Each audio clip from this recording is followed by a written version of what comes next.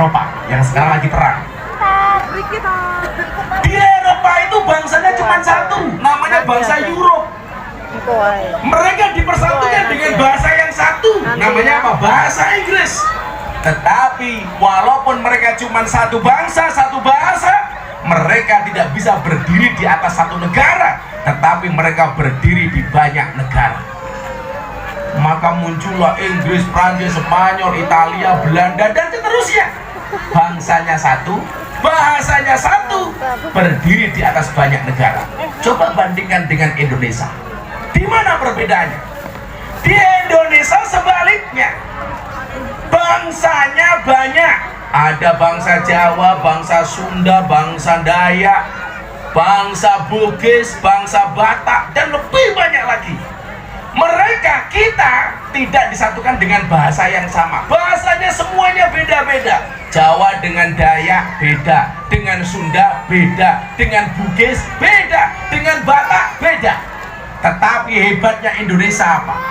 Banyak bangsa, banyak bahasa, bisa berdiri di atas satu negara yang sama, yaitu Indonesia.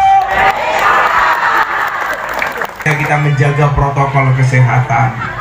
Dengan Bapak Ibu yang hadir di sini tetap menggunakan masker, tetap menjaga jarak, dan tentunya semua yang belum vaksin, mari kita sama-sama vaksin.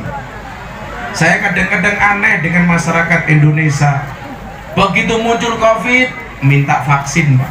Begitu vaksin datang, minta sertifikasi halal.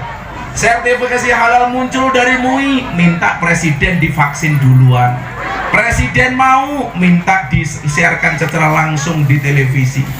Begitu presiden sudah disontek, semua orang bilang jangan-jangan itu diedit. Tapi lucunya, begitu pembagian sembako, antri pertama kali. Divaksin nggak mau, tapi ketika pembagian sembako datang pertama kali. Lucunya lagi apa? Ada sembako untuk orang miskin, semua orang ngaku miskin. Ada sembako untuk UMKM, semua orang ngaku pengusaha kecil. Maka kemarin saya di Lampung ketemu Pak Jokowi, saya bilang, "Mbok besok bikin bantuan lagi Pak Presiden." Apa Gus? Bantuan untuk orang gila. Saya mau tahu apakah orang Ketapang ikut-ikutan ngaku gila. Tapi kita syukuri, alhamdulillah, sore hari ini kita bisa bertemu dengan keadaan yang luar biasa. Bapak Ibu di sini begitu bersemangat walaupun berhadapan dengan matahari. Mudah-mudahan pulang dari sini sehat semua. Amin. Inilah Indonesia. Kalau Anda pengen lihat Indonesia, gampang. Lihatlah dari warna jilbab ibu-ibu yang hadir di sini. Ada yang pakai hijau, kelihatan kalau muslimat. Di sana ada fatayat. Apa bedanya fatayat dengan muslimat? Bedanya tipis. Kalau fatayat itu baunya parfum, muslimat balsem.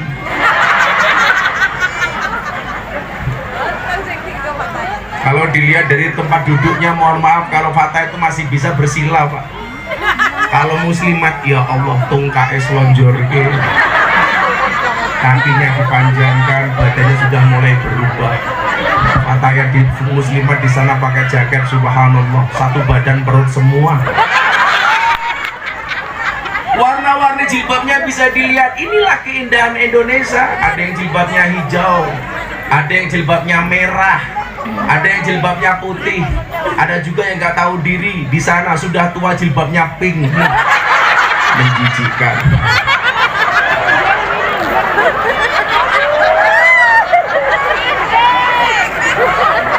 Yang di tengah ada yang jilbabnya ungu, jelas warna janda. Inilah keindahan. Ketika kita bisa memahami, menghormati antara satu warna dengan yang lainnya, itulah Indonesia. Maka kemudian kita diingatkan betapa indahnya Indonesia ketika kita baca surat Al-Hujurat. Di situ kemudian Allah Subhanahu wa taala berfirman, "Ya ayyuhan nas, inna khalaqnakum min dzakari wa unsa." Wahai para manusia, kami ciptakan kalian dari jenis laki-laki dan perempuan. Dalam satu ayat Allah menggunakan kalimat ini, tetapi di ayat yang lain Allah menggunakan kalimat inna. Saya kasih contoh, misal ketika menciptakan Adam, Allah Allah menggunakan kalimat inni ja'ilun fil ardi khalifah. Apa bedanya ini dengan inna? Tentunya perbedaannya mufrad dengan jamak. Ini sesungguhnya aku, inna sesungguhnya kami. Ketika menciptakan Adam, Allah cukup menggunakan kalimat sesungguhnya aku. Kenapa? Karena penciptaan Adam langsung dari Allah. Beda dengan penciptakan Bapak Ibu, Allah menggunakan kalimat inna, sesungguhnya kami. Kenapa? Karena ketika menciptakan manusia secara keseluruhan, Allah melibatkan peran kedua orang tua di dalamnya, melibatkan bapak dan ibunya. Ketika menciptakan Adam, tidak perlu bantuan bapak dan ibu. Baru setelah Adam, kemudian Allah kembali menciptakan Hawa dengan tetap menggunakan kalimat ini. Kenapa? Karena penciptaan Hawa juga langsung dari Allah Subhanahu wa Ta'ala. Maka kenapa kemudian dikatakan laki-laki itu harus manut, perempuan itu harus manut dengan laki-laki? Karena perempuan merupakan bagian dari laki-laki. Maka disebutkan perempuan itu diciptakan dari tulang rusuk bagian kiri. Kenapa perempuan tidak diciptakan dari tulang kepala? Supaya tidak ninjak-ninjak laki-laki. Kenapa perempuan tidak diciptakan dari tulang kaki? Supaya tidak diinjak-injak oleh laki-laki. Tetapi perempuan diciptakan dari tulang rusuk bagian kiri yang dekat dengan jantung dan hati. Kenapa? Karena pada dasarnya perempuan itu suka disayangi dan dicintai. Maka walaupun di hadapan saya ini ada apel, ada anggur, anggur lebih mahal daripada apel, tapi pasti cewek lebih pilih apel dibandingkan anggur. Kenapa? Karena pada dasarnya cewek itu lebih suka diapelin, gak suka dianggurin.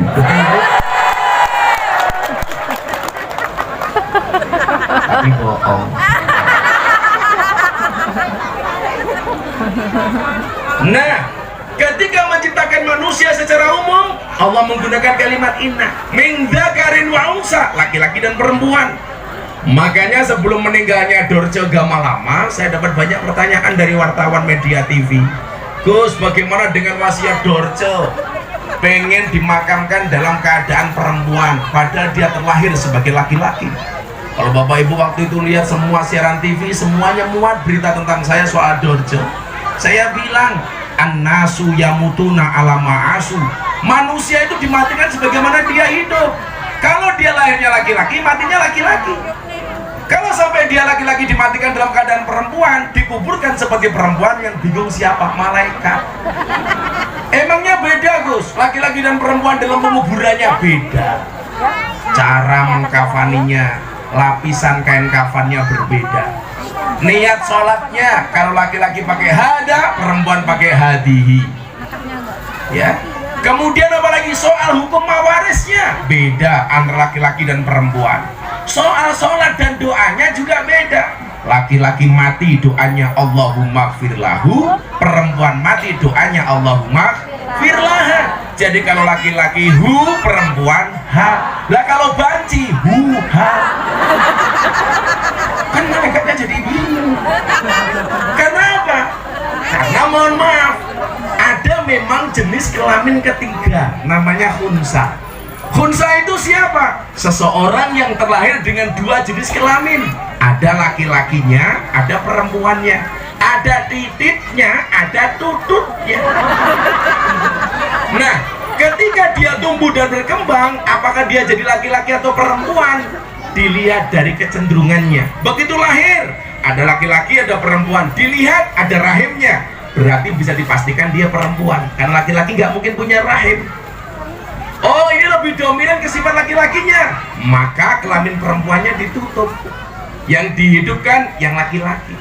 Ini namanya khunsa. Contoh seorang anggota TNI yang kemudian secara medis dinyatakan perempuan, ternyata laki-laki, Andi Mangana, yang kemudian dibawa ke rumah sakit oleh Jenderal Andika Perkasa, diobservasi ternyata laki-laki. Ini namanya khunsa awalnya. Lah kalau banci hari ini, Gus, kalau banci hari ini itu makhluk jadi-jadian.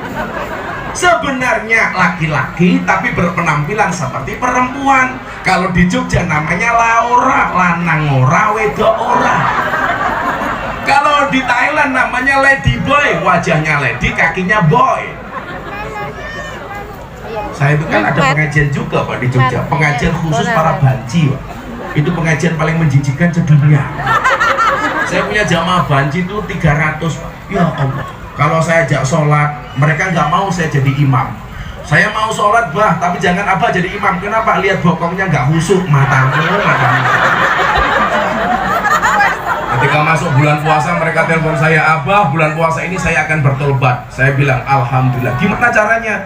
Insya Allah selama bulan Ramadan saya akan berjilbab. Lah bahaya tapi lanang kok jilbaban. Kemudian apa? Lanjutan ayat ini. Wa ja'alnakum syu'uban wa qabail. Allah menciptakan laki-laki dan perempuan ke dalam dua hal, bersuku-suku dan berbangsa-bangsa. Maka kemudian muncullah banyak suku di Indonesia. Bahkan para mufasir mengatakan apa? Ayat ini paling cocok kemudian diaplikasikan di Indonesia. Dari ujung timur sampai ujung barat, dari Merauke sampai Sabang. Mohon maaf, sekian banyak suku bangsa yang ada di Indonesia dengan segala karakteristiknya. Maka kalimat syu'uban wa qabail harus kita pahami bahwa ketika Allah menciptakan bersuku-suku dan berbangsa-bangsa itu punya tujuan. Coba Pak, kalau kita lihat di Indonesia, jangankan se-Indonesia loh, sepulau Jawa itu loh Pak, itu sama-sama orang Jawanya bahasanya juga berbeda-beda. Dari ujung timur itu muncul namanya Banyuwangi. Di situ ada bahasa namanya Osing. Ada orang Banyuwangi di sini? Osing. Omongannya son. Saya itu son. Nyebrang dikit lagi ketemu Madura dengan bahasanya yang sangat istimewa. Teman saya banyak orang Madura lucu-lucu. Kenapa? Kebanyakan bakul sate. Kenapa? Yang gerah sate, yang gerah orangnya, yang dikipasi satenya. Durmak bu-abu. Muncul lagi ke barat, kita ketemu dengan orang Jawa, Surabaya yang bahasanya agak kasar. Surabaya. Nah, coba Pak Surabaya. Ke barat lagi ketemu Jogja Solo, bahasanya halus kayak saya.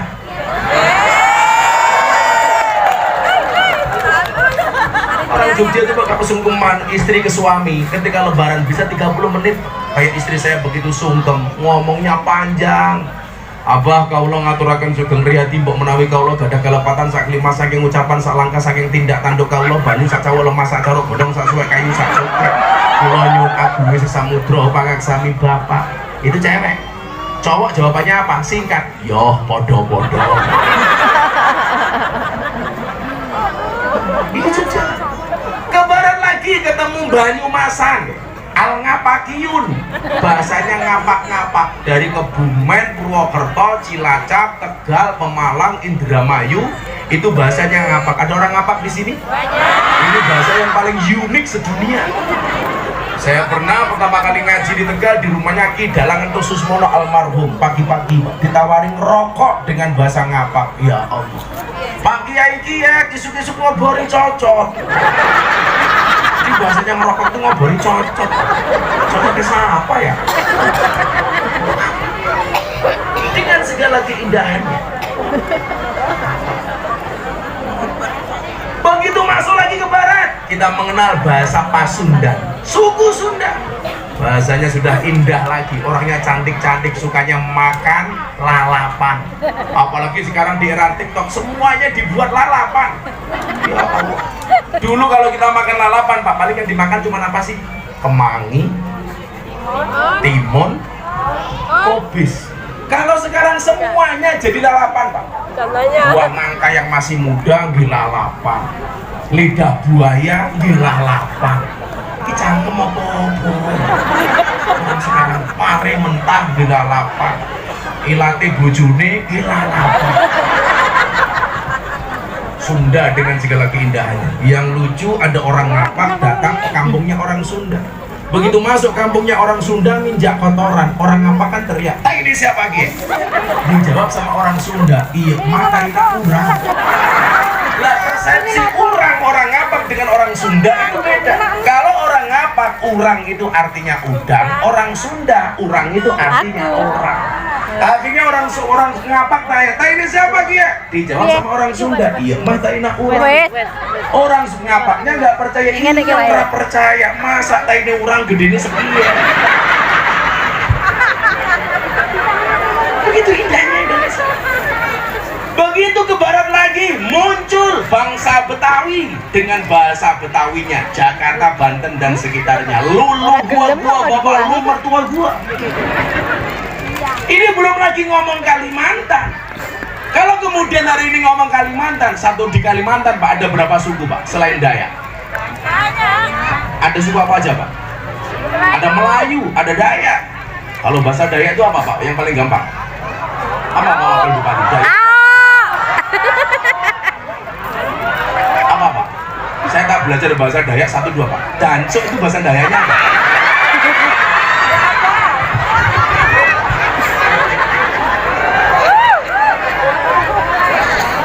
Atau bahasa yang paling gampang Dayak apa? Saya mencintai kamu bahasa Dayaknya apa Pak? Nah.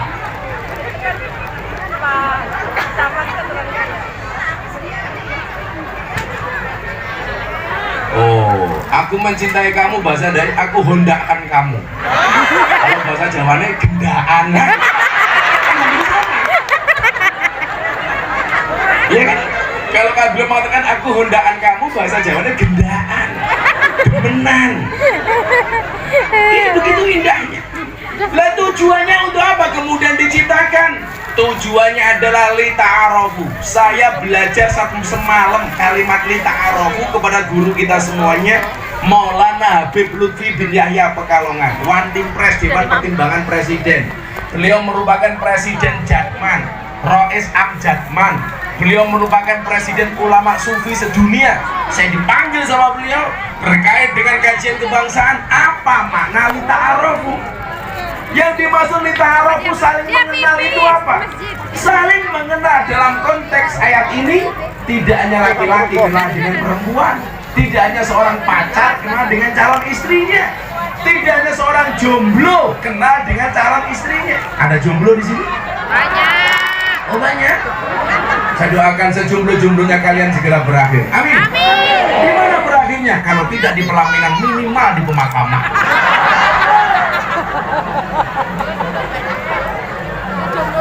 Kamu santai saja, jangan nangis, malah kamu galau. Aku nganan, kamu ngiri. Akunya bertahan, kamunya lari. Ar-Rum 21 Allah mengatakan apa? Allah menciptakan manusia berpasang-pasangan, betul? Itu artinya kalau kamu tidak punya pasangan, jelas kamu bukan manusia. Segera menikah. Pak Wakil Bupati aja mau tambah. Oh, ada Bu Wakil, nggak jadi. Pak Wakil Bupati punya prinsip sama seperti saya. Lelaki yang hebat bukan lelaki yang mencintai banyak wanita, tetapi mencintai satu wanita dengan banyak cara. Kenapa saya ngomong seperti itu? Karena ada Ibu Wakil Bupati. Camat. Ya sekali. Di mana-mana lelaki sifat apapun, gak ada ceritanya laki-laki bisa menang sama perempuan. Bapak makanya harus ingat, Pak Wakil Bupati harus ingat. Apa? Perempuan itu kalau disakiti gak pernah lupa, tapi kalau menyakiti gak pernah ingat. Apalagi sifatnya pink. Ngeri. Yang jilbabnya hijau insya Allah lebih parah.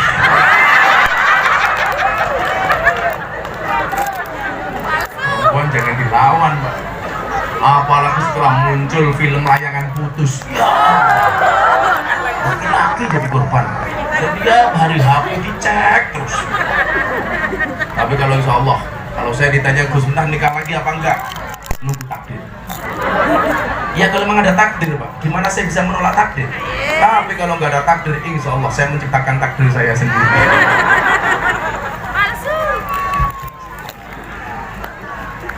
Walaupun istri saya sudah mau dimadu, tapi saya tetap setia. Abah saya mau dimadu. Syaratnya apa Bunda? Asalkan Abah mau diracun malah. Jadi saya mau ada kapolsek dan ramil halah di kantor galak, di rumah ketemu istrinya perempuan dilawan. Betul Bu? Macam sama perempuan. Seorang laki-laki berani menghadapi ribuan ekor lebah untuk membawa sebotol madu, tapi seorang laki-laki tidak berani menghadapi seorang istri untuk membawa seorang madu. Betul Bu? Hancur Pak. Shallu ala Nabi Muhammad. Apa pengertian lita'arofu di sini? Lita'arofu itu artinya saling mengenal budaya masing-masing, saling mengetahui karakter orang lain. Ini panitianya tidak ta'arofu dengan Gus Miftah. Kenapa? Biasanya Gus Miftah minum kopi, di sini nggak ada kopi.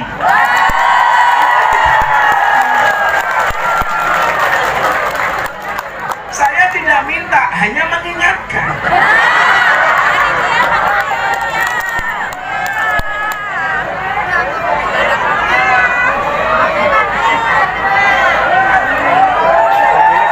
Kebanyakan minuman paling kalau pemuda. Kan artinya saling mengenal dan mengetahui kebiasaan masing-masing. Kebiasaan Kayak gula saya salah kalau neng, ngaji Bu. minum Masa? kopi. Nah ini nggak ada kopi, berarti panitia nggak ta'arufu dengan saya. Nah di mana-mana namanya degan itu batoknya tipis, ini kandel, jadi kambil bro, kambil.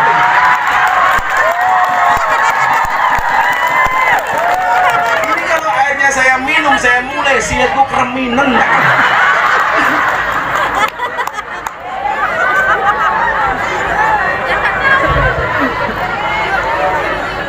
Allahumma kopinya datang Al-Fatihah.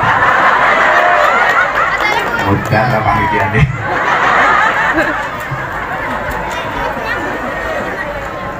Jadi kalimat ta'aruf, saling mengenal, ini harus dipahami selaku negara Bikin godamu ya, Mbak? yang berdiri di atas banyak Godamu ya? pulau dan berdiri di atas banyak suku bangsa.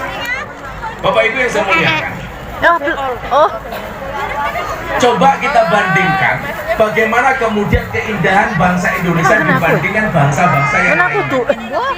Coba Anda lihat, Coba. kita bandingkan dengan Jazirah Arab. Kebetulan kawan saya itu orang NU, jadi jenderal di TNI, beliau Bais, sekarang menjadi atase pertahanan di Jeddah, yang beliau bertugas di semua negara Arab. Anu kayak gini tusuk Saya itu bilang apa sama beliau, Anu aroma sing tusuk. kenapa saya cinta dengan Indonesia? Termasuk nanti akan saya sampaikan tentang persoalan ibu kota negara. Tapi santai saja, ibu kota boleh pindah ke Kalimantan, asalkan kamu tidak kembali ke hati mantan. Jajan. Nanti aja pulangnya. Pulangnya ya, Dok. Tapi kalau kopi nggak datang, tetap tak rasanya.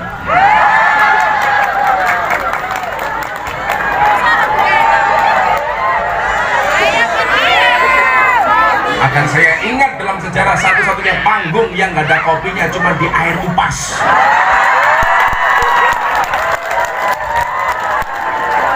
Wakil bupatinya akan saya tandai.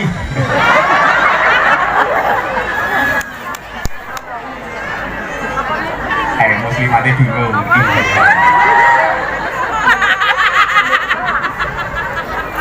Cacat masih.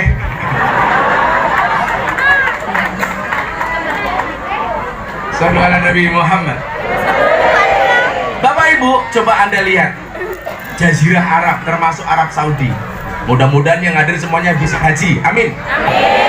Tapi kalau amin tok yakin nggak berangkat. Ya, betul. Jazirah Arab itu ada satu bangsa namanya bangsa Arab. Mereka dipersatukan dengan bahasa yang sama, namanya bahasa Arab. Tetapi walaupun bangsanya cuma satu, bangsa Arab, bahasanya hanya bahasa satu, bahasa Arab, tetapi mereka tidak bisa menjadi bangsa yang satu, Pak. Tidak bisa menjadi negara yang satu. Makanya bangsa Jazirah Arab terpecah-pecah jadi banyak bangsa. Dari banyak negara. Arab Saudi, Abu Dhabi, Uni Emirat, dan seterusnya. Padahal mereka hanya satu bangsa, namanya bangsa Arab, dipersatukan dengan bahasa yang sama, namanya bahasa Arab. Nanti pulangnya ya, Dok. Tapi mereka terpecah belah menjadi banyak negara. Artinya apa? Satu bangsa berdiri di atas banyak negara. Nanti pulangnya ya, Arab ke Eropa yang sekarang lagi perang. Di Eropa itu bangsanya cuma satu, namanya bangsa Europe. Mereka dipersatukan dengan bahasa yang satu, namanya apa? Bahasa Inggris. Tetapi walaupun mereka cuma satu bangsa, satu bahasa, mereka tidak bisa berdiri di atas satu negara, tetapi mereka berdiri di banyak negara. Maka muncullah Inggris, Prancis, Spanyol, Italia, Belanda, dan seterusnya.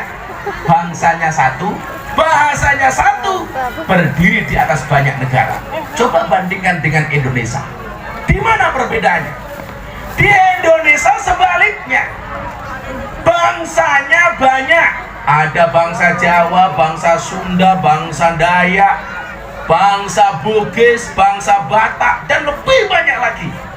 Mereka, kita tidak disatukan dengan bahasa yang sama. Bahasanya semuanya beda-beda. Jawa dengan Dayak beda, dengan Sunda beda, dengan Bugis beda, dengan Batak beda. Tetapi hebatnya Indonesia apa? Banyak bangsa, banyak bahasa, bisa berdiri di atas satu negara yang sama, yaitu Indonesia. Ini jarang Pak terjadi di mana-mana. Coba kalau ngomong bahasa, nggak usah ngomong bahasa seluruhnya kayak bahasa Dayak yang tadi saya susah. Ngomong bahasa Jawa saja Pak, kopinya datang. Nunggunya lama, cangkirnya kecil.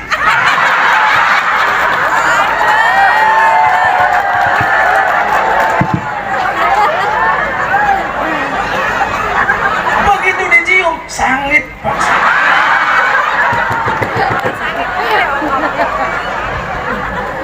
Pak Wakil Bupati kalau dikasih kopi langsung diminum. Karena banyak orang mengatakan jangan pernah kamu sesali kopimu dingin. Kenapa? Karena ketika hangat tidak pernah kau hargai. Maka jadilah orang seperti kopi. Gus Miftah itu kayak kopi, pahit sih tapi banyak yang mencintai. Ibu-ibu muslimat tahu kenapa kopinya pahit? Karena manis yang kamu habiskan. Tapi bohong.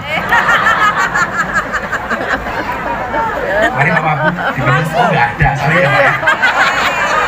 Karena di sini ada tulisan kopi khusus untuk kiai. Coba, kok saya itu bilang begini ya, bahasa paling kaya sedunia itu bahasa apa? Bahasa Jawa. Coba Anda bayangkan bahasa Jawa dengan bahasa Arab, bahasa Inggris Pak Wabub, itu tetap kaya bahasa Jawa. Coba bahasa Jawa, bahasa Jawanya, bahasa Arabnya makan itu hanya satu, akala yakulukul. Bahasa Inggrisnya cuma satu, it, makan it. Bupati, wakil bupati, it. Polisi, it. Tentara, it. Kiai, it. Banser, it. Apa menang? Pagar Nusa, it. Sing abangmu apa? Gasmi, it. Tukang son, it. Coba bahasa Jawa. Makan itu bahasa Jawanya bisa banyak. Dahar. Sabar. Belum badok. Cakapnya kasar temen. Dahar, nedi, mangan, madang, maem, nguntal, badok, gaglak, nyekek, nutul, nyosor.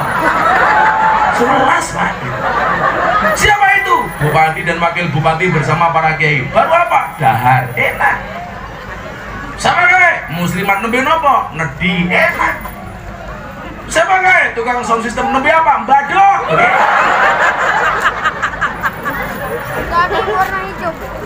Makanya kadang-kadang kalau saya ngomong bahasa Jawa di Jakarta itu, begitu ceramah di TV itu kadang-kadang repot. Kenapa? Karena ada banyak bahasa Jawa yang gak ada bahasa Indonesianya. Nguyuh hanya nganyangan. Apa bahasa Indonesianya? Gak ada. Masa kencing tawar menawar? Nguyuh hanya nganyangan itu bahasa Indonesianya apa? Kencing macrit-macrit.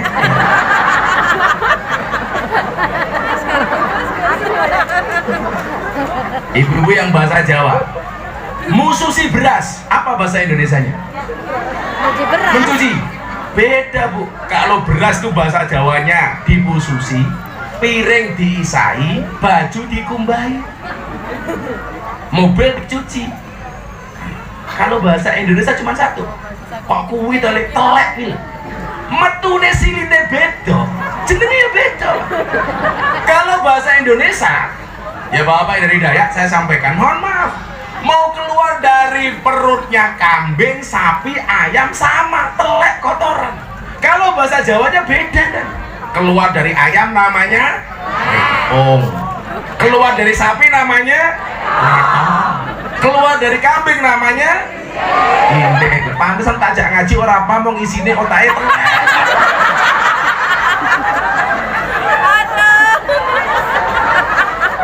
Kasihan amat. Nah, begitu luar biasanya bangsa ini dengan segala perbedaan yang ada, tapi mampu bersatu. Kenapa? Karena ada silah, ada nyambung, disambungkan dengan melalui apa? Dengan melalui satu ideologi namanya Pancasila. Makanya kemudian apa? Kita tidak boleh nyinggung suku lain. Maka bangsa ini menjadi marah ketika ada orang mengatakan apa? Bahwa Kalimantan itu tempat buang jin, bahwa Kalimantan tempat buang kotoran iblis. Kita marah, kenapa? Karena kita menyinggung dengan budaya dan suku orang lain. Kan begitu pemahamannya. Gak boleh. Anda sebagai orang Jawa menganggap suku Anda terbaik, boleh. Tapi jangan pernah menganggap suku orang lain jelek. Di mana bumi dipijak, di situ langit dijunjung. Betul?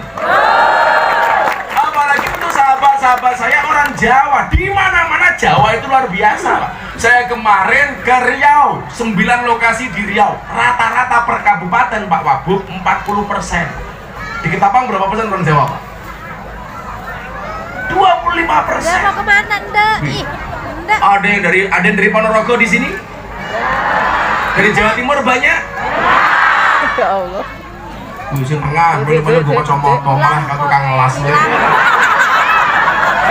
Dok, hei, dok,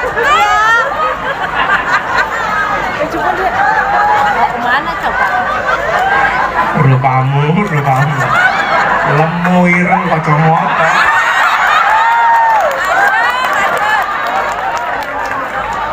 Dia mau ireng aja. Yang ibu-ibu di sana langsung teriak, Gus, kacamatanya copot. Nah, saya akan menerangkan bagaimana kemudian kita bisa bersilaturahmi. Kami cinta tanah air Indonesia. Yang semangat dong, ngomong Indonesia semangat. Masa nggak cinta dengan Indonesia? Cinta dengan Indonesia? Cinta. Kami cinta tanah air Indonesia. Kami bangga jadi bangsa Indonesia. NKRI akan selalu kami jaga demi kejayaan bangsa Indonesia.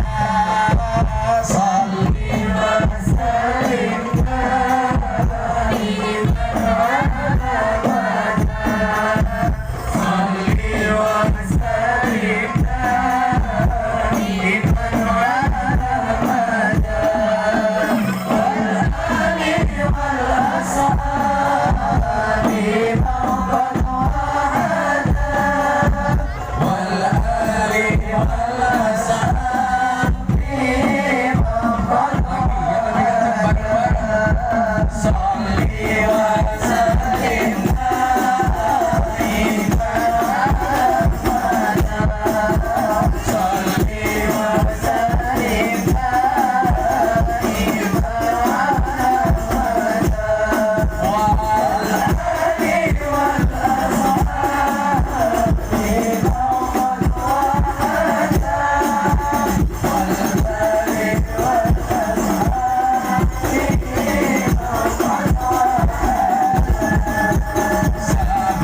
malam Jumat. Kowe ngopo mandek goblok?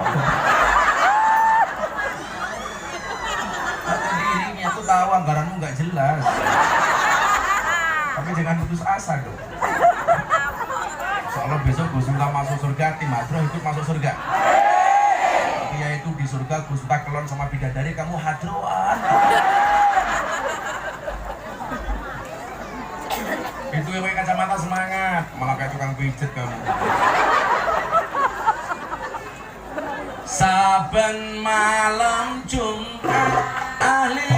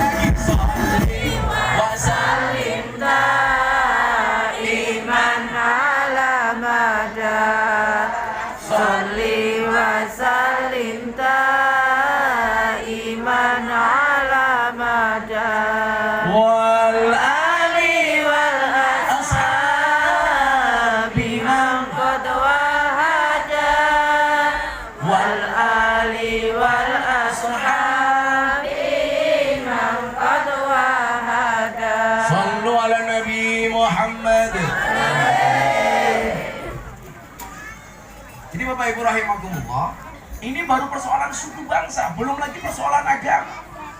Maka kalimat lita'arafu, saling mengenal, memahami budaya, karakteristik, adat istiadat, kebiasaan masing-masing suku. Sekarang ketika pemerintah pusat, presiden sudah teken kepres, keputusan presiden tentang apa?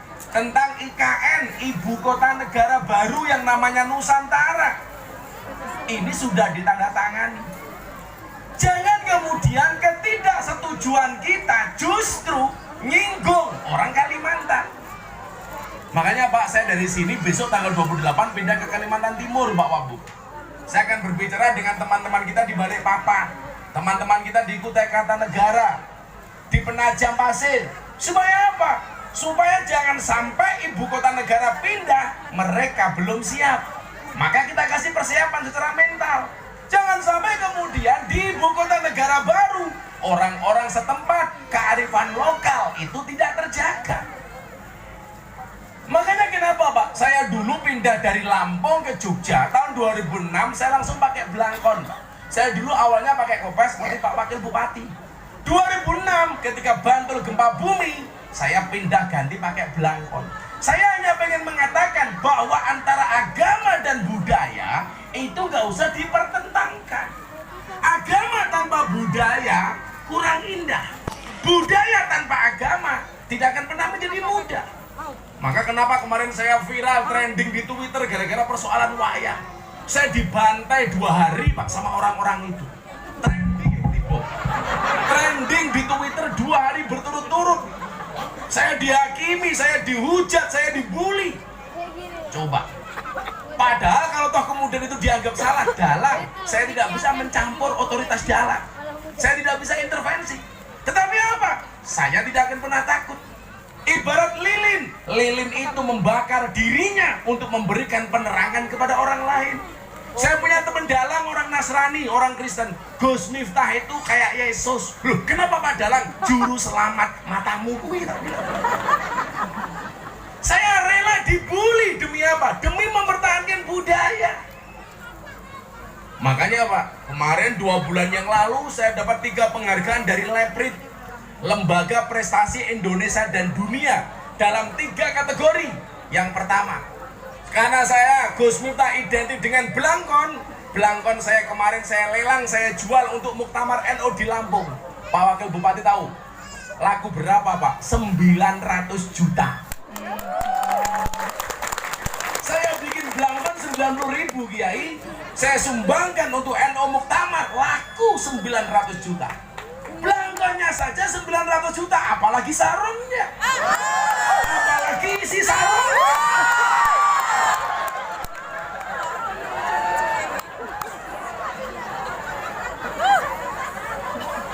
Ambiar. Kalau Pak Bupati suka pakai sarung, saya sarankan sarungnya gajah duduk saja. Itu sarung paling jujur. Dibuka sarungnya muncul belalainya.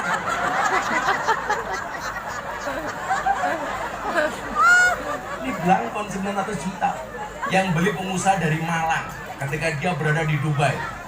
Jadi 1 bulan itu saya jual belangkon 2 kali. Yang pertama laku 200 juta dalam rangka Hari Santri untuk Santri Asuh Jawa Timur. Yang kedua laku 900 juta. Kemudian penghargaan kedua, saya dapat penghargaan sebagai ustadz dan dai yang paling konsisten dan istiqomah pengajian di lokalisasi. Sudah 22 tahun saya ngaji bersama para lonte. Pengajian saya dipotong Pak, gara-gara saya bilang guyon sama jamaah. Pengajian di lokalisasi itu pengajian paling menyenangkan sedunia. Ngajinya berpahala, matanya bervitamin. Itu dipotong. Seolah-olah apa? Gus Miftah paling seneng ngaji dengan lokalisasi, kata matanya bervitamin. Matamu. Yang ketiga, saya dapat penghargaan apa? Selebriti yang paling banyak gambarnya, fotonya dilukis di bokong truk. Ada ratusan truk, bokongnya truk gambarnya Gus Miftah. Saya dapat 2 kali kiriman dari Ketapang, mobil sawit, truk gambarnya Gus Miftah dari Ketapang. Yang paling menjijikkan satu, ada mobil tangki sedot WC, gambarnya Gus Miftah. Gambarnya Gus Miftah, sampingnya ditulisi silitmu adalah rezekiku. Jadi ternyata Pak, gambar saya itu menarik dilukis di belakang truk. Kenapa? Karena saya punya banyak quote Pak. Contoh, ketika saya membela para pendosa, di situ ada truk digambari Gus Miftah, quote-nya tentang pendosa. Lebih baik ahli maksiat yang khawatir dengan kemaksiatannya daripada orang yang ahli ibadah tapi sombong dengan ibadahnya. Di situ ada truk membela para pendosa, gambarnya Gus Miftah, jangan pernah menghina pendosa seolah-olah kamu tidak pernah berbuat dosa. Kalau beliau hadir sebagai wakil bupati Pak, saya di Jawa, di Jakarta dikasih julukan apa Pak? Gus Miftah, presiden para pendosa. Rakyatnya siapa? Termasuk Pak Wakil Bupati. Saya nggak punya dosa. Begitu ngomong soal amaliyah NU yang dibid'ah-bid'ahkan, yang diharam-haramkan, dineraka-nerakakan, disesat-sesatkan, ada truk gambarnya Gus Miftah. Di situ ada quote-nya. Cukup Rokib dan Atid yang menilai amalku, cangkemmu ra usah melu. Jadi ternyata menariknya di situ Pak. Oh, ketika ngomongin janda, di situ ada truk gambarnya Gus Miftah, quote-nya tentang janda. Hidup ini memang indah bila disertai dengan janda dan tawa.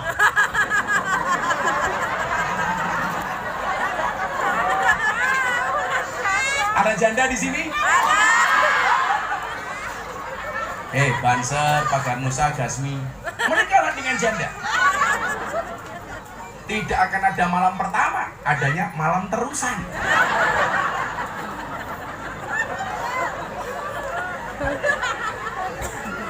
Kalau kamu nikah dengan janda, berbahagialah. Minimal janda itu jujur, sudah tidak perawan lagi. Daripada kamu nikah dengan perawan tapi rasa janda. Wah.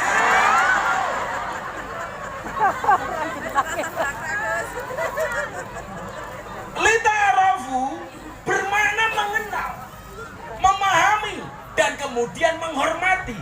Maka itulah kenapa kemudian dari bahasa ta'aruf muncul bahasa silaturahmi, sampai kemudian Rasulullah mengatakan la yadkhulul jannata qati'un, tidak akan masuk surga orang-orang yang memutus tali silaturahmi.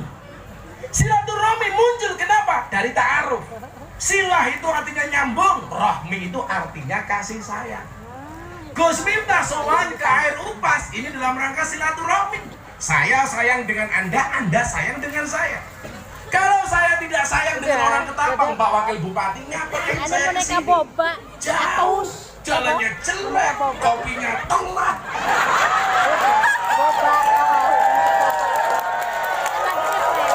Sudah habis gak ditambahin.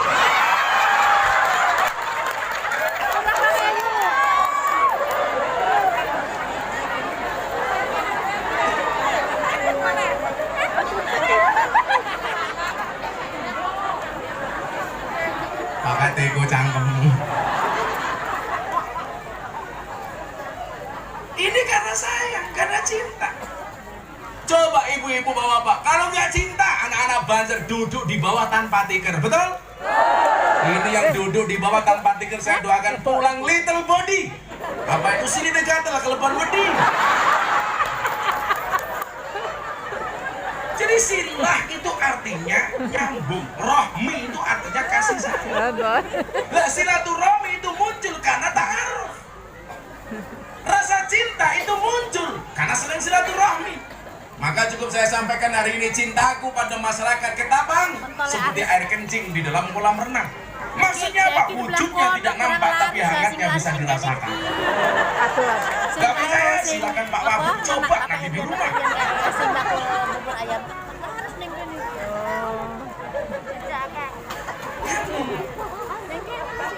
Adanya ketersinggungan, kenapa? Karena gak nyambung. Kamu malah cengengesan gitu. Kamu mesti membayangkan Pak Wakil Bupati kencing dalam kolam renang.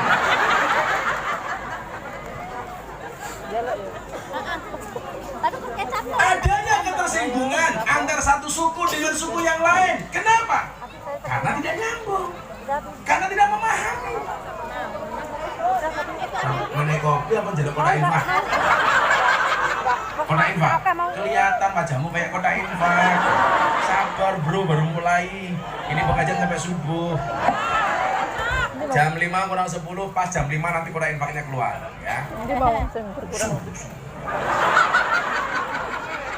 Ini bajunya NU, saya doakan masuk surga. Iki sebenarnya Bajunya.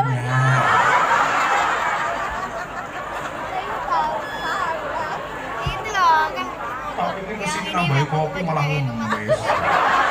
bajunya yang maksud juga tuh bajunya. Sallu ala Nabi Muhammad. Suami istri, kenapa terjadi pertengkaran? Karena gak nyambung lagi. Terjadi kenapa? Karena putusnya silaturahmi disebabkan karena miskomunikasi.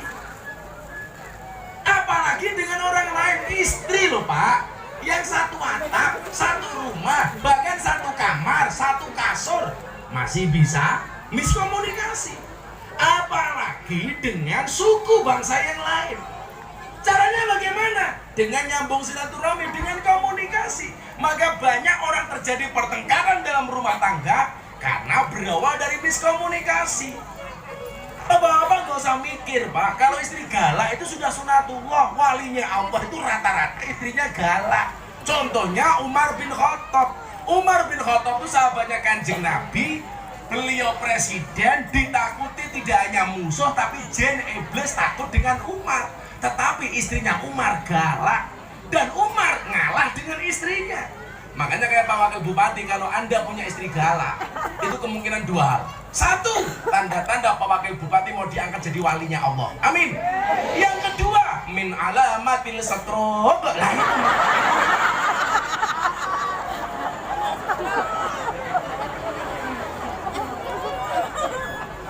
Tapi santai Pak, kalau Anda punya istri galak, insya Allah besok di akhirat siksanya akan dikurangi oleh Allah. Amin.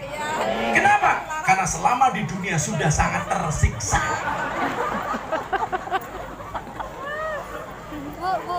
Maka di situ dibutuhkan upaya, ikhtiar untuk merajut kebinekaan bangsa ini.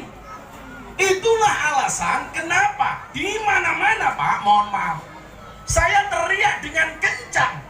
Bagaimana bangsa ini bisa mempertahankan keutuhannya dengan mempertahankan satu ideologi namanya Pancasila. Ada anak kecil berani naik panggung, apal Pancasila tak kasih uang 300.000. Anak kecil, anak kecil. Yang kecil. Ayo, siapa yang berani maju ke depan, hafal Pancasila tak kasih 300.000. Anak kecil. Nah, sini nih. Oh. Sini. Loh, pecah loro, saja. Ini. Bukan yang mana yang baru.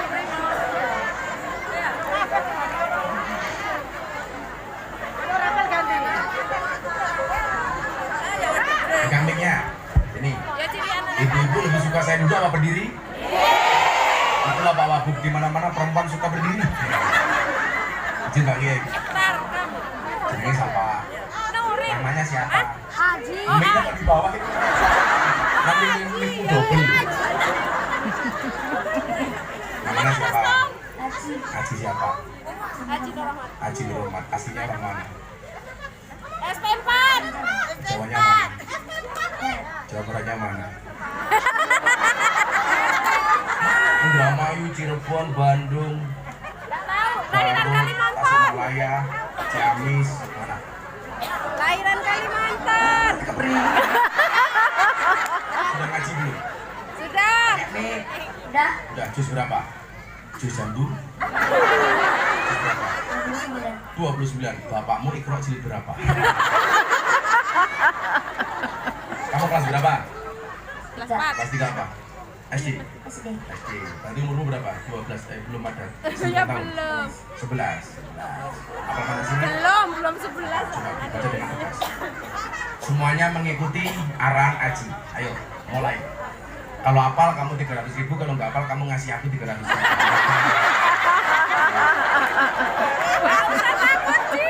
Ayo.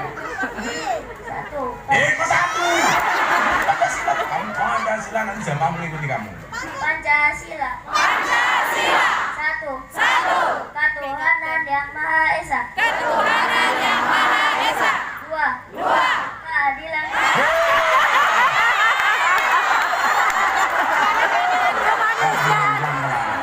Tarik nafas pelan-pelan. Dua. Apa? Dua. Kemanusiaan yang adil dan beradab. Kemanusiaan yang adil dan beradab. Tiga. Kemanusiaan. Pemanu terus. Tiga. Apa? Persatuan Indonesia. Persatuan. Indonesia. Empat. Kerakyatan dipimpin oleh hikmat kebijaksanaan. Dalam musyawarah dan perwakilan. Dalam permusyawaratan perwakilan. Lima. Keadilan sosial bagi seluruh rakyat Indonesia. Keadilan sosial bagi seluruh rakyat Indonesia. Tangan Bu Aji. Duitnya hilang ya. Kamu di rumah punya TV nggak? Sudah, yang kata belikan sudah punya.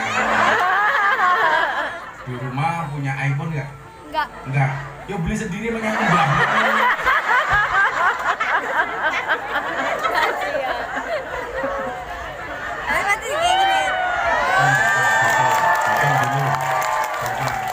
Dihitung berapa? 300. Ya, cuma ngitungkan saja.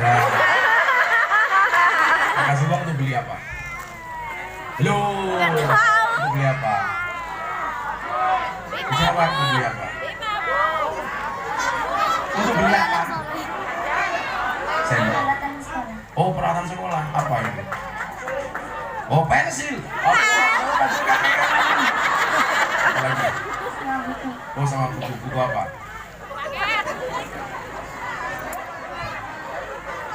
Oh, nggak tahu. Bingung. Kamu sehari kasih uang saku bapakmu berapa? 5.000. KPM nggak jadi. Nggak pernah Pancasila ya.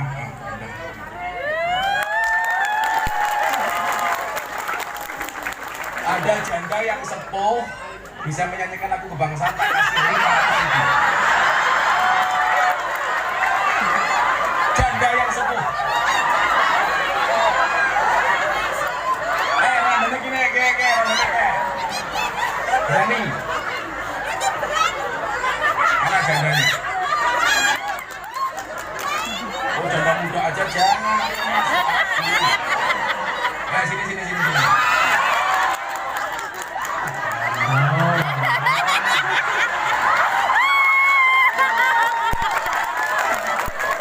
Kita iringi naiknya janda dengan menyanyikan lagu La ilaha illallah.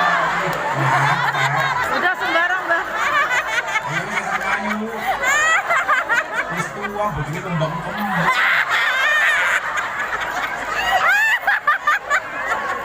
Sini Mbak, sini. Wis. Cangkem itu punya apa ya? Merongos apa?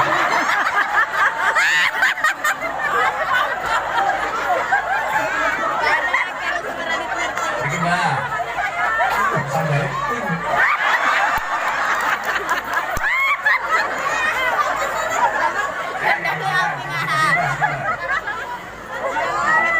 Salah satu lagi tetap. Pokoknya lagi sibuk aku mangan. Apa?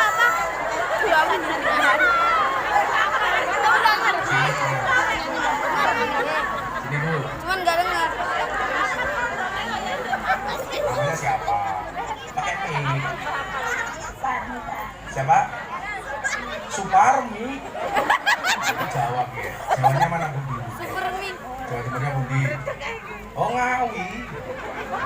Sekarang umurnya berapa? 60. Orang mati ya. Semoga Bu Suparmi panjang umur. Orang sedunia mati, Suparmi hidup sendiri. Satu janda anak Wira. Oh tinggal dua loh. Satu dimakan siapa? Jangan deket-deket nanti sayang. Bisa nggak menyanyikan lagu Indonesia Raya? Insya Allah coba. Kalau bisa 500.000 kita membaca 70%.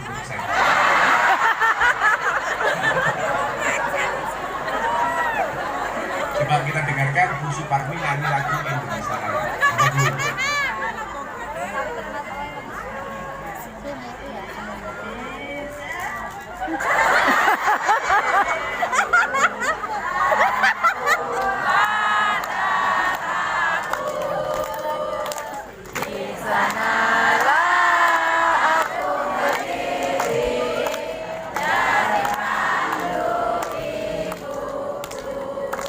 Oh ngerti gue ini.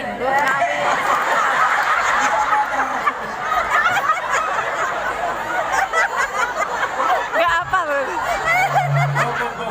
Kok bisa nana? Silakan. Indonesia. Ku karena tumpah darahku. Di sanalah aku berdiri, jadi pandu ibuku.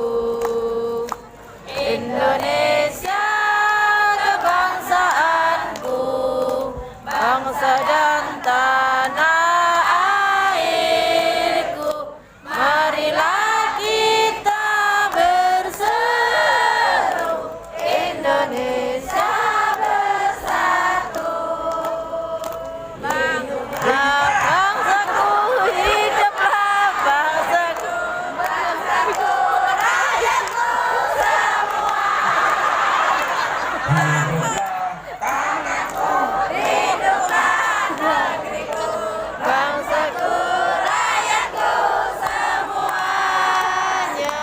Bangunlah jiwanya, bangunlah badannya untuk Indonesia Raya. Indonesia Raya, merdeka, merdeka, tanahku, negeriku yang ku cinta. Indonesia Raya, merdeka, merdeka, hiduplah Indonesia Raya. Tangan Bu Parmi menyanyikan lagu Indonesia Raya versi terjelek sedunia. Sekarang milih mana? Milih dikasih uang 500.000 apa milih dikasih Gus Miftah? Oh, milih uang saja enggak? Matre. So cantik. Nggak usah Pak, bantu saya aja.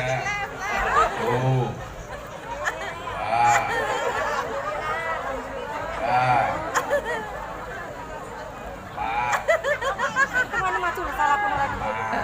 Untuk beli apa uangnya? Untuk beli apa? Untuk beli apa? Pakai mie. Untuk beli apa? Beras. Kamu nggak punya beras di rumah? Oh, udah ada. Pengen ikan lagi nggak?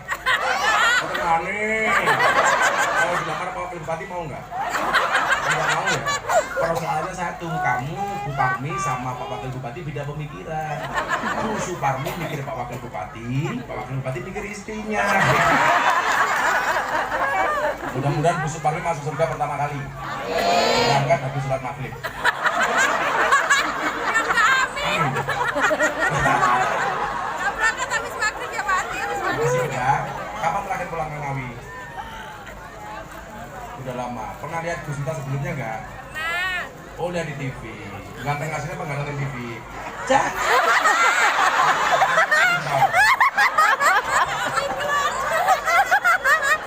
Ya, sakit.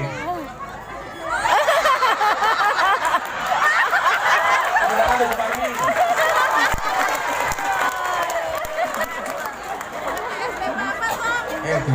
Ducal lagi.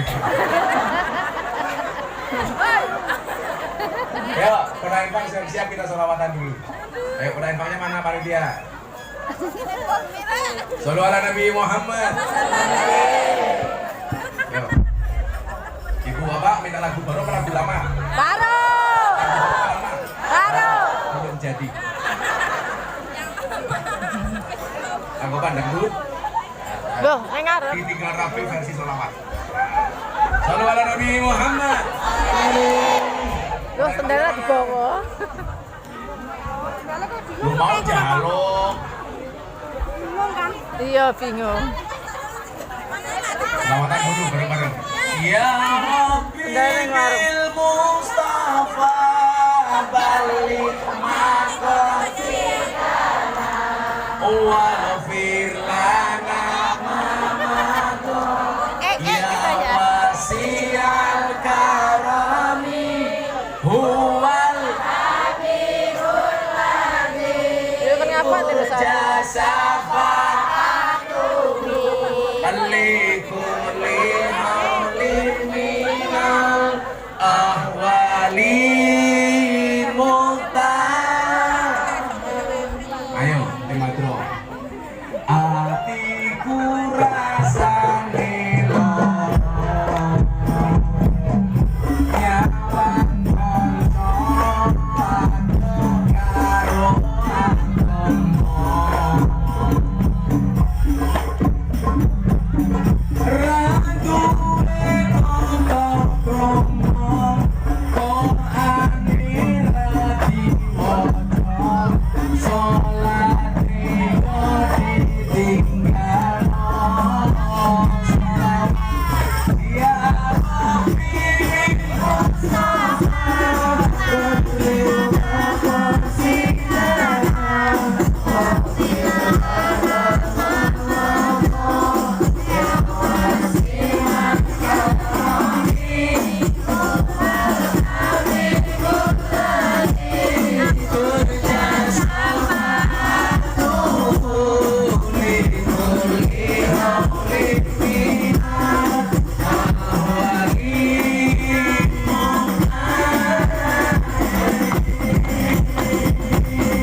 apa iki wis jamane cacahno kelangan akhlake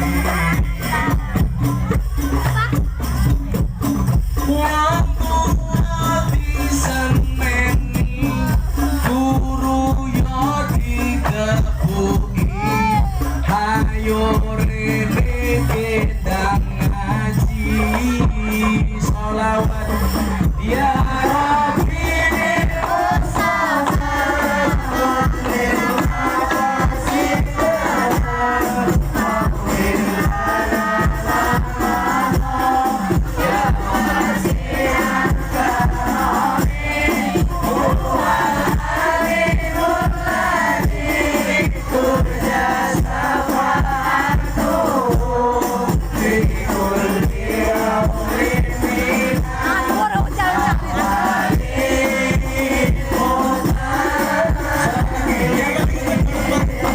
Ayo, monyet. ya Rabbi bil Mustafa balil maqasidana waghfir lana ya wasi'al karami huwal habibul ladzi turja atuhu likulli haulin minal ahwali muhtar. Sallu ala Nabi Muhammad. Yo nggih. Litarof ngerti budaya masing-masing. Pak Dayak, kalau di Jogja pakai blangkon, kalau di Dayak pakai apa biasanya? Ada nggak yang pakaian adat untuk kepala? Ada. Ya. Ikat kelap. Tengkuluk, tekuluk. Saya itu koleksi Pak dari semua daerah di Indonesia yang belum punya Dayak Tok. Tapi nggak tahu kok Wakil Bupati nggak ngasih saya. Sudah 2 kali ke Ketapang loh Pak. Jadi saya pengen ngaji kalau di Dayak di Kalimantan pakai ketuluk. Nah, ketuluk ya Bu ya. Ketuluk. Kemarin saya di Riau pakai adat Riau. Satu-satunya yang nggak berani kalau saya ke Papua. pakai koteka. Belum berani saya. Karena pakai koteka bahaya tak. Ibu-ibu liatin saya terus. Tapi itu keindahan. Kenapa? Karena budaya mereka. Kita nggak boleh menghina. Belum lagi persoalan perbedaan agama. Memahami budaya orang lain, memahami adat istiadat orang lain, termasuk memahami agama dan kepercayaan orang lain. Maka kenapa kemarin di Semeru sempat rame gara-gara apa? Ada seseorang yang mengatasnamakan Allah, membuang sesajen, bahkan ditendang, yang mengatakan ini menyebabkan murkanya Allah. Pertanyaan saya sederhana, sejak kapan kamu jadi wakilnya Gusti? Coba Anda bayangkan. Kebayang nggak yang masang sesajen itu orang non-Islam, orang Hindu umpamanya? Kebayang nggak betapa sakit hatinya orang yang masang sesajen ketika terbuang seperti itu? Kalau dulu Wali Songo melakukan menyampaikan Islam dengan cara seperti itu, saya yakin Pak, Jawa nggak akan pernah jadi orang dengan agama Islam mayoritas. Dulu Wali Songo konsep dakwahnya apa? Membudayakan agama, bukan mengagamakan budaya. Makanya orang Ketapang harus paham mana perintah agama, mana budaya. Bu, Pak, perintah nutup aurat itu budaya apa agama? Agama. Nutup aurat itu budaya apa agama? Agama. Agama. Cara menutup aurat itu dengan menggunakan budaya. Kalau Anda tidak kenal budaya, Anda tidak bisa nutup aurat. Kenapa? Karena baju ini dibuat atas nama budaya. Orang Arab ketika ada perintah tutuplah auratmu, bagaimana cara mereka menutup aurat? Dengan menggunakan jubah. Maka kemudian orang berbeda pendapat, apa hukum jubah? Apakah itu sunnah atau budaya? Bisa dikatakan sunnah, bisa dikatakan budaya. Kenapa dikatakan budaya dan adat istiadat? Karena jubah itu sudah ada sejak sebelum Nabi. Jadi dulu Abu Jahal, Abu Lahab, Abu Bosok itu sudah pakai jubah. Kemudian Kanjeng Nabi lahir, tetap menggunakan jubah, berarti ini budaya. Tapi begitu jubah itu menjadi pakaian keseharian Kanjeng Nabi, itu menjadi sunnah. Kenapa? Karena yang namanya sunnah itu adalah qauluhu wa afaluhu wa takriruhu. Maka begitu masuk ke Ketapang tidak harus menggunakan jubah. Anda pekerjaannya di kebun sawit, naik sawit, kok pakai jubah? Udah, Sawitnya nambah 2. Udah. Belakang, Pak. Dilihat aja, Mas, nanti Ayo. lahirnya di mana ya? Pekerjaannya menek kambing, cari degan, pakai jubah, belulunya nambah loro. Kayak karo kaktus itu. Pekerjaannya nambang pasir di kali, kok pakai jubah, little bonsir. Si tiga telah kelebon pasir. Kan begitu. Bapak-bapak gaweane macul kok pakai jubah, ya ora pas. Maka begitu masuk Indonesia, boleh pakai batik kayak Pak Wakil Bupati, boleh pakai baju koko kayak bapak ini, boleh pakai baju Harley kayak saya, boleh pakai jas, boleh pakai celana, boleh pakai jin, setan demit iblis, boleh pakai sarung kayak Pak Kiai, boleh pakai seperti yang saya pakai. Yang saya pakai ini namanya apa? Hah? Rok matamu, rok. Masa Kiai rokan? Ini namanya apa? Tok rung, katok sarung. Dari depan kayak sarung, dari belakang kayak. Boleh saya buka? Iya apa-apa. Ini kan budaya. Begitu masuk Indonesia, boleh pakai peci. Peci itu songkok nasional apa songkok Islam? Nasional. Berarti orang non Islam boleh nggak pakai songkok? Boleh. Orang Kristen boleh nggak pakai songkok? Boleh. Karena itu nasional, adat dan karakteristik bangsa Indonesia. Boleh nggak Gus Miftah pakai belangkon? Boleh. Boleh nggak pakai tengkuluk? Boleh. Ini sekarang kalau dulu Pak namanya belangkon Jenderal Sudirman. Kalau sekarang Anda cari di Jawa namanya apa? Blangkon ala Gus Miftah. Iya, 900 juta bro. Ini kalau di Arab Pak, terkenalnya minta ampun. Orang Arab tanya sama saya, Mahada, ini apa? Saya bingung, blangkon bahasa Arabnya apa? Akhirnya saya jawab, Hada blangkon. Ditanya lagi sama orang Arab, Mawa blangkon, blangkon itu apa? Mumet das. Akhirnya saya jawab, Ina urok si wadai endas. Akhirnya belangkon saya diminta Pak, dicium-cium, yo mambu goblok. Aku udah tahu ngambung kok. Jadi lucu lagi Pak, 2 bulan setelah saya mengislamkan Deddy Corbuzier, ada tamu dari Australia, dari Canberra, datang ke Jogja. Naik pesawat. Itu ya lucu, kaget kok sing disekeli cangkeme kaget. Jantung ini dodo ora ning cangkem ya Bu. Atau kamu seperti pohon pisang, punya jantung tapi gak punya hati. Datang ke Jogja Pak.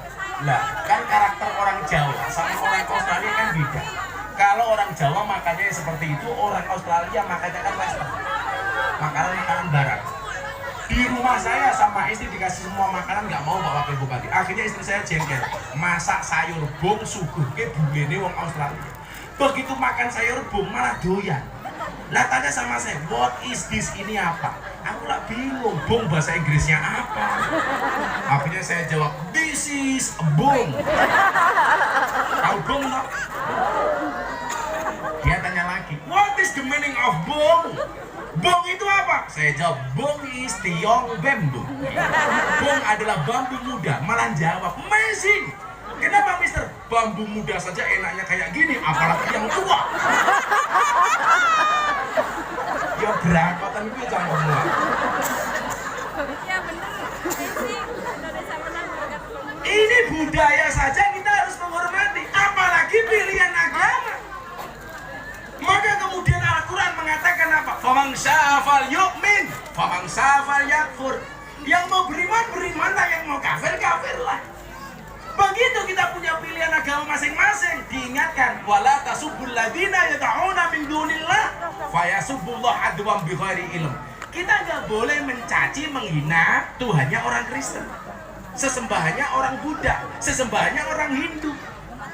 Maka konsepnya apa? Lakum dinukum waliyadin. Kalau tadi kita mengenal istilah silaturahmi, maka kemudian di dalam berbangsa kita mengenal istilah toleransi.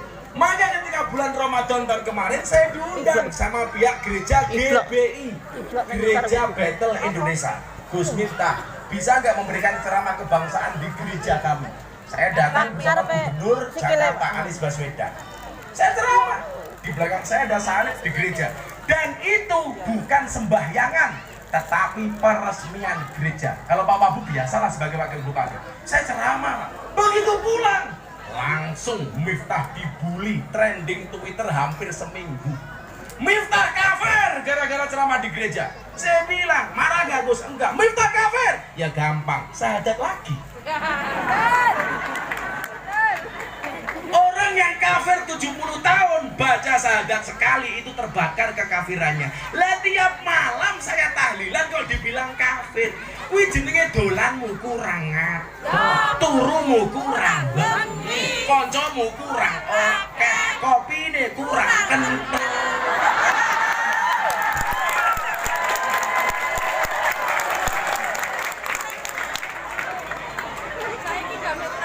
Hikmahnya apa Pak? Gara-gara saya ceramah di gereja, saya ditelepon orang ateis dari Belanda. Dia telepon saya apa? Are you Gus Miftah? Yes, me. I will to be Muslim, dia bilang. Kenapa?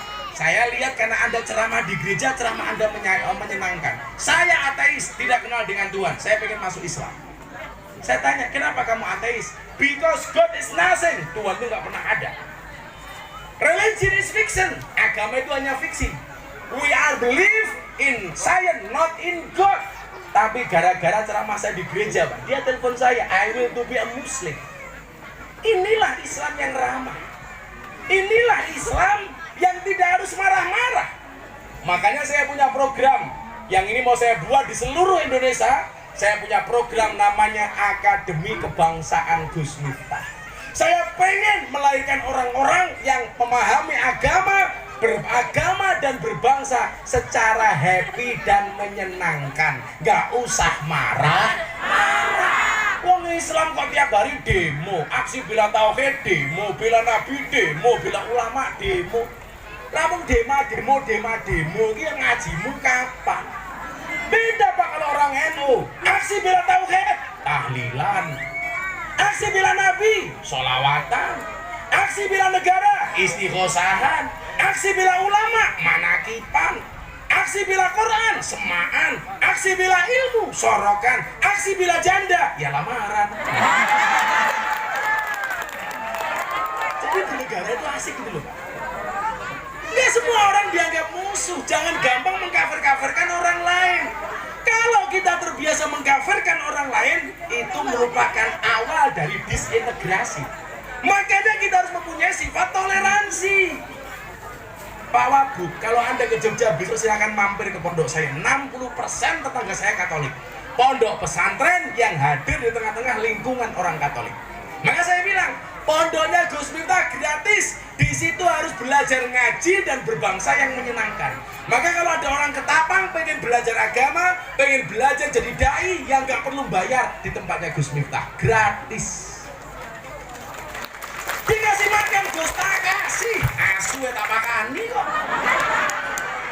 Santri itu Pak kalau makan subhanallah gunung Merapi pindah ke piring.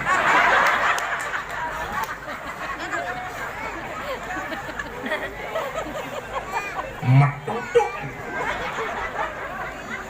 Maka kita di Kalimantan, walaupun ibu kota besok di Kalimantan Timur, kita berada di Kalteng, sama-sama kita berdoa.